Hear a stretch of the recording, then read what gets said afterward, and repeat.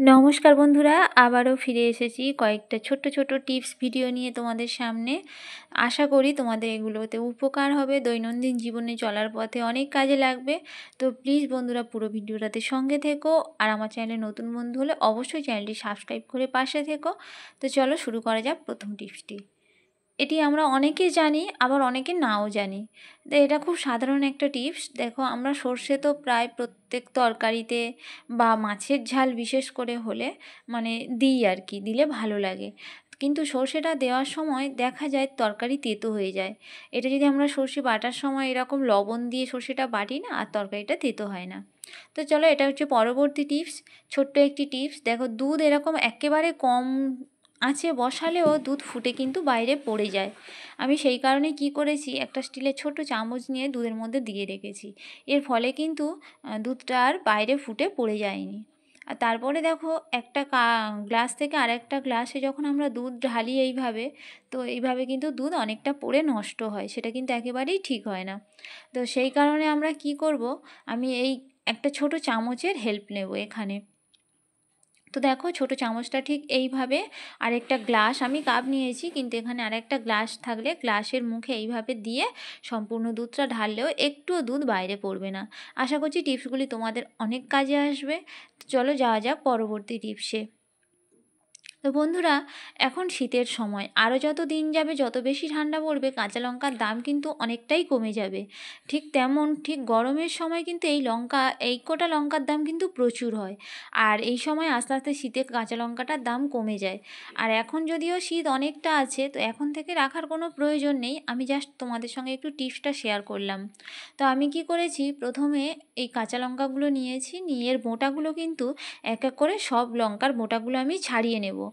আর তারপরে কি করব সেটাই চলো তোমাদের সঙ্গে দেখাই। তো এইভাবে সমস্ত লঙ্কার বোঁটা আমি ছাড়িয়ে নিয়েছি। এবারে কি করব, এগুলো একটি সুতির কাপড়ের মধ্যে ভালো করে শুকনো করে মুছে নেব, যাতে এক ফোঁটা জলও না এর মধ্যে লেগে থাকে। আর শীতের শেষে বেশ অনেক লঙ্কা যদি আমরা এইভাবে স্টক করে রাখি, তো আমাদের কিন্তু অনেকটা টাকা সাশ্রয় হবে। তো দেখো, মুছে একেবারে শুকনো করে নিয়েছি। তারপরে এগুলো আমি কি করব বলো তো, একটা প্লেটে ঢেলে নিয়েছি। তারপরে এগুলো আমি একটু সর্ষের তেল ব্যবহার করব এখানে। এখানে যেমন পরিমাণ লঙ্কা হবে ঠিক তেমন পরিমাণ আন্দাজ মতো একটু সর্ষের তেল এর মধ্যে দিয়ে নেব, যেগুলো লঙ্কার গায়ে লেগে লেগে থাকে। আর বোঁটা তো অবশ্যই ছাড়াতে হবে, বোঁটা থেকেই লঙ্কার পচনটা ধরে। তো সেই কারণে কিন্তু বোঁটাগুলো আগে অবশ্যই পরিষ্কার করে ছাড়িয়ে নিতে হবে। তারপরে লঙ্কার মধ্যে আমি সেই তেলগুলো ভালোভাবে মেখে নিয়েছি।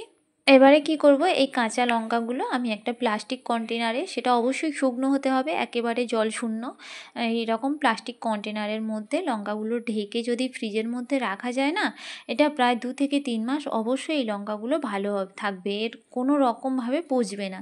তো বন্ধুরা, আশা করছি এই টিপসটি তোমাদের অনেক উপকারে লাগবে। তো চলো যাওয়া যাক পরবর্তী টিপসে। এটাও আমরা অনেকেই জানি, তবুও আমি এই টিপসটা ছোট্ট মতো শেয়ার করলাম তোমাদের সঙ্গে। আমরা ধরো নখ কাটিয়ে, নখটা এতটাই খারাপ জিনিস, কোনো খাবারের সঙ্গে যদি পেটে গিয়ে থাকে অবশ্যই বড় রোগে দাঁড়িয়ে যায়। তো সেই কারণে কী করব, নখ কাটার আগে আমরা যদি কষ্ট করে এই দু সাইড একটু কিছু দিয়ে আটকে নিই, তাহলে কিন্তু নখগুলো আর বাইরে বেরোবে না। তো এই জন্য আমি কি করেছি, ঘরে থাকা সেলো টেপ ছিল, যে তোমাদের ঘরে যে কোনো ধরনের সেলো টেপ থাক না কেন, সেই রকম টেপ একবার যদি নখ কাটার আগে এইভাবে দুটো সাইডকে গার্ড করে দিয়ে আটকে দেওয়া যায়, তাহলে দেখা যাবে নখগুলো কাটলেও একটাও নখ বাইরে ঠিকরে পড়বে না। তারপরে এইভাবে নখ কাটা হয়ে যাওয়ার পরে একটা নির্দিষ্ট জায়গায় গিয়ে যদি আমরা এই টেপটাকে খুলে দিই, তাহলে দেখবে সেই নখগুলো খুব সহজে ভালোভাবে পরিষ্কার করে বাইরে ফেলে দেওয়া যাচ্ছে। তো বন্ধুরা, আরও একটি নতুন টিপস তোমাদের সঙ্গে শেয়ার করি। তো দেখো, এই যে ব্লাউজটায় কিন্তু একটাও হুক নেই, সমস্ত হুকগুলোই খুলে দিয়েছি, খুলে গেছে আর কি। তো আমি কি করব, কোনো রকম সূচ সুতো ছাড়া কিন্তু ব্লাউজে হুকটা লাগাবো, সেটাই আমি তোমাদের সঙ্গে এখন শেয়ার করব।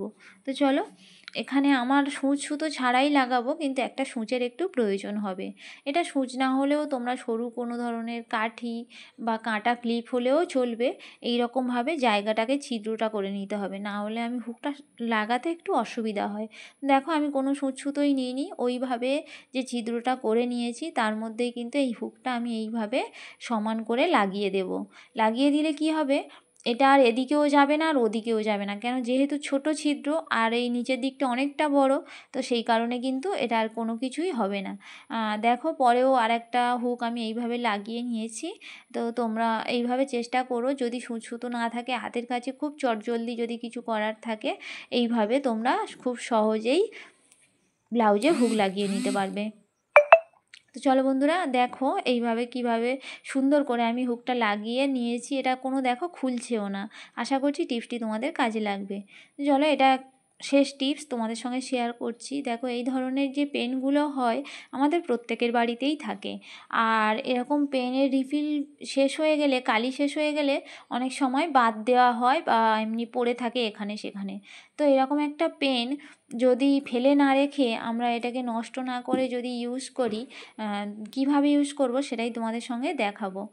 তো চলো দেখো, এইভাবে সূচ আমাদের সূচের বক্সে হয় সুতোর গায়ে লাগিয়ে রাখা হয়, আর না হলে এমনি থাকে। কিন্তু এই সূচ দিয়ে একটু অসাবধান হলেই মানে বড় একটা ক্ষতি হয়ে যেতে পারে। সূচগুলো ঠিক সেই জন্য গুছিয়ে রাখার জন্য আমি একটা এরকম পেন নিয়েছি। এর মধ্যে কিন্তু অনেকগুলো সূচ রাখা যাবে, তোমরা আশা করছি বুঝতে পারছো। তো এইভাবে সূচগুলো যদি আমি এই পেনের মধ্যে রেখে পিছনটা ভালোভাবে আটকে দিই, আর বের করারও কতটা সুবিধা হবে দেখো, এর মুখের দিকটাও সরু সরু একটা ছিদ্র আছে, তো এখান থেকে বের করতে খুব সুবিধাও হবে সূচের। তো আশা করছি বন্ধুরা এই ছোটো টিপসটি তোমাদের অবশ্যই উপকারে আসবে। আর এতগুলো টিপসের মধ্যে কোনটা সবথেকে ভালো লেগেছে অবশ্যই কিন্তু কমেন্ট করে জানাতে ভুলো না। আর ভিডিওটা ভালো লাগলে অবশ্যই লাইক করে দিও, আর সঙ্গে থেকো, পাশে থেকো। নতুন বন্ধু হলে অবশ্যই চ্যানেলটাকে সাবস্ক্রাইব করে পাশে থেকো।